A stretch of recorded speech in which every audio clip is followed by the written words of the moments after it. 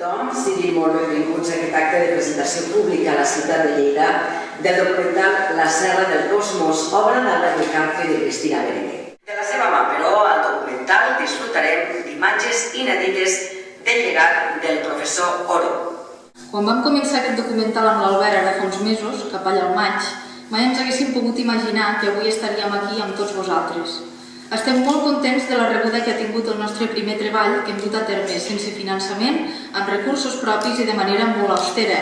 El Montsec té un munt d'atractius turístics, però a més té el privilegi de ser l'àrea més fosca de Catalunya i una de les més fosques de tot l'Estat. La Serra del Cosmos, a banda de ser un documental sobre el salt del Montsec, com us ha explicat molt bé la Cristina, és també el repte de dos professionals amb ganes d'anar més enllà, d'explorar noves maneres d'explicar històries i de contribuir a promoure una terra que estimem.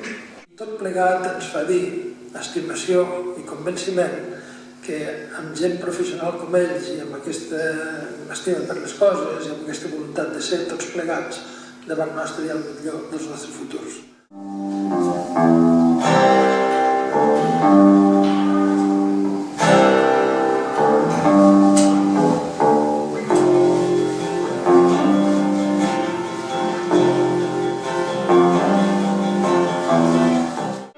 Després de tanta caiguda, que hi hagi una remuntada, és a dir, és un senyal d'esperança.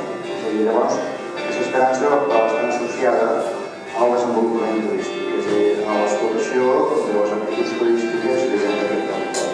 Ha vingut molta població de fora, una població estrangera, podríem dir, a dins del Montsec com una terra d'oportunitats. I també ha vingut gent, potser menys, però que han vist el Montsec com un